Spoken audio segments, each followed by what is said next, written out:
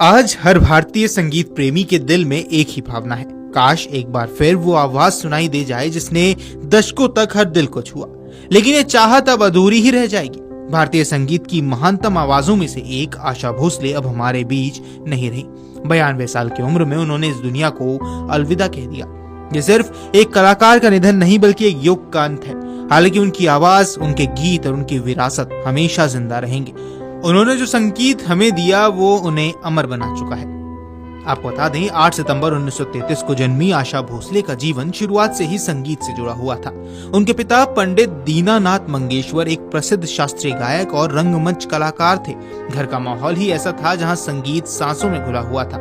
आशा भोसले लता मंगेशकर की छोटी बहन थी, जिन्हें दुनिया स्वर कोकिला के नाम से जानती थी। लेकिन बचपन आसान नहीं रहा। जब आशा सिर्फ 9 साल की थी तभी उनके पिता का निधन हो गया। ये वो मोड़ था जिसने परिवार की दिशा बदल दी। इसके बाद परिवार पुणे से कोल्हापुर और फिर मुंबई आ गया। आर्थिक जिम्मेदारियों ने दोनों बहनों को बहुत जल्दी बड़ा बना दिया। लता मंगेशकर के नक्शे कदम पर चलते हुए आशा ने भी संगीत की दुनिया में कदम रखा, लेकिन ये सफर संघर्षों से भरा था।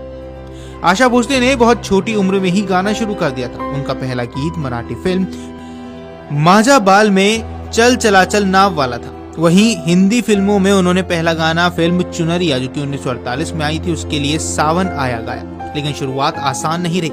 लंबे समय तक उन्हें छोटे मोटे गाने ही मिलते रहे। बड़े मौके और बड़ी पहचान पाने में काफी वक्त लगा, लेकिन उनकी मेहनत और लगन ने धीरे धीरे उन्हें उस मुकाम तक पहुंचाया जहां से उन्होंने पीछे मुड़कर नहीं देखा। आशा भोसले की निजी जिंदगी भी उतनी ही उतार चढ़ाव भरी रही है जितना उनका करियर। पहली शादी टूटने के बाद उनकी जिंदगी में फिर से प्यार आया। इस बार दिग्गज संगीतकार आर.डी. बर्मन के रूप में, जिन्हें दुनिया पंचम दा के नाम से जानती है। ये रिश्ता आसान नहीं था।